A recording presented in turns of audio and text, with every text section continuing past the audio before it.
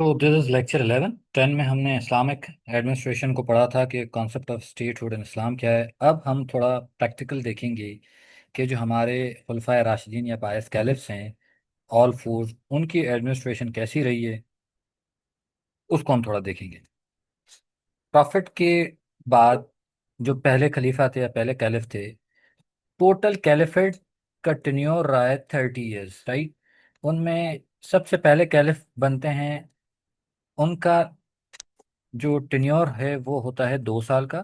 Same pattern पे होता है जो कि हॉली प्रॉफिट सल्लल्लाहु अलैहि वसल्लम का होता है, राइट। वो एक स्ट्रिक्ट फॉलोअर होते हैं क्योंकि वो प्रॉफिट मोहम्मद सल्लल्लाहु अलैहि वसल्लम के साथ उन्होंने बड़ा अरसा और क्लोजनेस होती है, उनके खास कंपेनियंस में जो होते हैं। उनकी जो एडमिनिस्ट्रेशन होती है वो अकाउंटेबिलिटी के ऊपर फुल फोकस रखती है, right. Administration on the principle of accountability followed by the second caliph. Second caliph एक इस्लामिक एडमिनिस्ट्रेटिव सिस्टम बनाते हैं जिनमें वो इदारों की या इंस्टीट्यूशन की बुनियाद रखते हैं। Financial institution, policing institutions, right. तो जुडिशियल इंस्टीट्यूशन, तो उनके दौर के अंदर several innovations and reform programme आते हैं जो कि आपकी concept of administrative theory and practice को वजूद में लाते हैं। जस्ट लाइक वो एक फाइनेंशियल इंस्टीट्यूशन बनाते हैं तो उसके अंदर रिफॉर्म्स इस तरीके से लाते हैं कि जो लैंड रिफॉर्म्स हैं उनमें लैंड वो रखेगा जो उसे आबाद करे। अगर 3 ईयर्स तक आबाद नहीं रख सकता तो दूसरा ओनर उसे ले सकता है। और जो यूथ या यंग लोग थे उनको इनकरेज किया जाता था कि वो रोजगार करें या रोजगार की तरफ आए। तो वो समझते थे कि खाली दिमाग शैतान का घर होता है, तो वो इकोनॉमिक, फाइनेंशियल और रिफॉर्म्स की तरफ ज़्यादा उनका फोकस था, राइट। और उन्होंने पूरा जो सिस्टम था उसे डेवलप भी किया और मॉडर्नाइज भी किया जितना भी इस्लाम का रियलम था, राइट। उन्होंने ये कॉन्सेप्ट बनाया कि जो पब्लिक एडमिनिस्ट्रेटर होते हैं वो आवाम के खिदमतगार होते हैं और सर्वेंट्स होते हैं, ठीक है। उन्होंने जो जो काबिल मोअज़्ज़ज़ लोग, कैपेबल लोग, ट्रस्टवर्दी, काबिल भरोसा लोग थे, उन्हें की पोजीशंस पे बिठाया कि वो सिस्टम को रन करें। उनका अकाउंटेबिलिटी का मेथड अगेन वही कंटिन्यू होता गया, लेकिन उसमें कुछ इनोवेशंस लाई गई। और इवन जो स्टेट ऑफिशियल्स एंड गवर्नर थे, दे वर यूज टू, उनको भी अकाउंटेबल किया जाता था और उन्हें भी जज किया जाता था। जो भी कैलिफ के अंडर जो ऑफिशियल्स होते थे, state official, they were responsible to report caliph, मतलब उनकी असेसमेंट होती थी। Then come the third caliph. उन्होंने वही जो सेकंड कैलिफ थे, ठीक है, जो प्रेडिसेसर, उनके ही फुट स्टेप पे वो चले in the conduct of government and administration. उन्होंने वही पॉलिसीज स्टेट की रखी जो स्टेट ऑफिशियल्स की अकाउंटेबिलिटी की थी। उन्होंने साथ साथ ये किया कि जो लोगों के ग्रीवेंसेस थे या इश्यूज वगैरह थे उन्हें मौके पर रिजॉल्व किया जाता था कि रैपिड जस्टिस होना चाहिए, रैपिड रिजॉल्व मैकेनिज्म होना चाहिए, right. Then come the fourth pious caliph. उनके निज़ाम के अंदर ये होता था कि फिलॉसफी, जस्टिस, इंसाफ के ऊपर बहुत ज़्यादा फोकस था। वो कहते थे कि the system of disbelief can work, system of disbelief can work, but system of injustice can not work, right. तो उनका निज़ाम जस्टिस बेस्ड सिस्टम के ऊपर था कि जस्ट सोसाइटी होगी, इंसाफ पसंद सोसाइटी होगी तो सबको अपना ड्यू राइट मिलेगा, राइट। वो कहते थे कि जो भी duties and obligations of ruler and administration है वो डिफाइंड, राइट। जो भी काम, duties various branches of administration का है वो इक्वली डिस्ट्रीब्यूट हो, बट इनकी coordination and cooperation with the central organ होने चाहिए। मतलब caliph was the political and religious head, तो फिर जितने भी ऑर्गन्स हैं वो सेंट्रल कोऑर्डिनेशन करते रहेंगे आपस में भी और सेंट्रल ऑर्गन के साथ।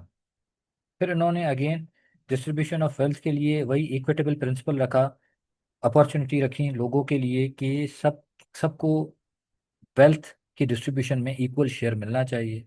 उन्होंने यतीमों की अपब्रिंगिंग के ऊपर ज़्यादा फोकस रखा कि जो लोग मोहताज, माजूर हैं, अनफिट हैं, उनके लिए स्कॉलरशिप्स वगैरह या वजीफ़ा टाइप रखा जिन्हें उन्हें स्टाइपेंड मिलता रहे, राइट।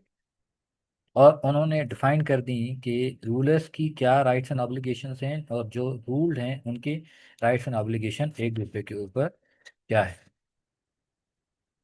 देन इस्लाम का एडमिनिस्ट्रेटिव इंस्टीट्यूशन किस तरीके से बनता है कि there is a central government called the caliph. ठीक है, जो एक सेंटर में भी बैठी होगी, और जिन एरियाज हैं आपके इस्लामिक कैलिफ के under, like this is the central Islamic caliphate, central caliphate, और बाकी जो उनके एरियाज हैं, स्टेट आती हैं, वो स्टेट्स जितनी भी इस्लामिक एम्पायर के अंडर आती हैं। तो आपका जो political, administrative and religious head होगा, जो कॉन्स्टिट्यूशन रोल प्ले करेगा, that would be the caliph, जो आपका खलीफा होगा। वही आपका कस्टोडियन ऑफ द लॉ, शरिया, जो इस्लामी कानून ऑफ शरिया का कानून है, उसका वो कस्टोडियन भी कहलाएगा। पब्लिक फाइनेंस को हेड करेगा और राइट ऑफ सिटीजन्स को इंश्योर करवाएगा कि हर किसी को उसका राइट मिले। ठीक है। मैं जस्टिस मेंटेनेंस के लिए on the principle of Islamic, caliph की ड्यूटी है कि इंसाफ फराम किया जाए हर जगह। राइट। अगेन वो काजी आमिल वाले जो रोल्स हैं उनको देख के।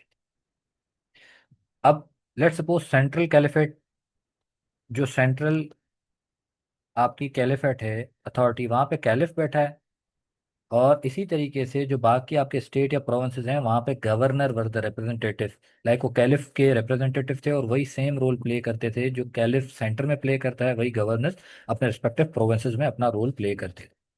फिर मिनिस्ट्रीज की तरह उन्होंने दीवान बनाए थे, तो हर मिनिस्ट्री, हर दीवान का एक अपना स्पेसिफिक फंक्शन होता था। लाइक अगर दीवान अल खर्च की बात करें, तो ट्रेजरी से रिलेटेड टैक्स एक्सपेंडिचर और सैलरीज से जितने भी इशू थे, मामलात, वो दीवान अल खर्च डील करता था। दीवान अल जंद का काम था मिलिट्री ट्रूप्स और पेमेंट की डिस्ट्रीब्यूशन, ये दीवान अल जंद वाले करते थे। दीवान अल खत्म वाले लेटर्स का रिकॉर्ड रखते थे और डॉक्यूमेंट्स का रिकॉर्ड रखते थे। राइट। दीवान अल मुस्तगलस, ये जितनी भी रियासत की ज़मीन थी उसको एडमिनिस्टर करते थे। ठीक है। दीवान अल भारत की बात की जाए तो ये लेटर डिस्पैच करने के लिए, लेटर डिलीवरी के लिए काम करते थे, और साथ साथ इंटेलिजेंस सर्विस का भी रोल प्ले करते थे। दीवान अल रसाइल वो लोग थे जो ऑफिशियल लेटर्स लिखते थे, official letters to the head of the states वगैरह। दीवान अल हस्बा का काम होता था कि माशरे के अंदर जो अच्छे काम है उन्हें प्रमोट किया जाए, जो बुरे काम है उन्हें रोका जाए। मोहतसिब का काम होता था कि जितने भी पब्लिक ऑफिशियल्स हैं उनको, उनकी अकाउंटेबिलिटी की जाए। अगर किसी को कोई मसला है तो मुहतसब के पास आता था, या अगर जो कंप्लेन है पब्लिक ऑफिशियल्स की, उनके ऊपर कार्रवाई करे, और जो भी उनके ग्रीवेंसेस हो उन्हें रिजॉल्व करे। So they were there for the maintenance of public moral and standard in public offices and public official. मुहतसब की बात की जाए, even we see in the Islamic republics, तो हमारे पास ऑम्बड्समैन की ऑफिस होती है। ऑम्बड्समैन की ऑफिस होती है आपके रीजन्स के अंदर, प्रोविंसेस के अंदर, शहरों के अंदर और मुल्क के अंदर। जो हम पब्लिक ऑफिशियल्स की अगर कंप्लेन होती है, तो हम मोतसब आला के पास जाते हैं और वहाँ जाके कंप्लेन अपनी फाइल करते हैं। तो this is Islamic given system of administration के कैलिफ एंड दीवान के बीच में कैसे चलता है।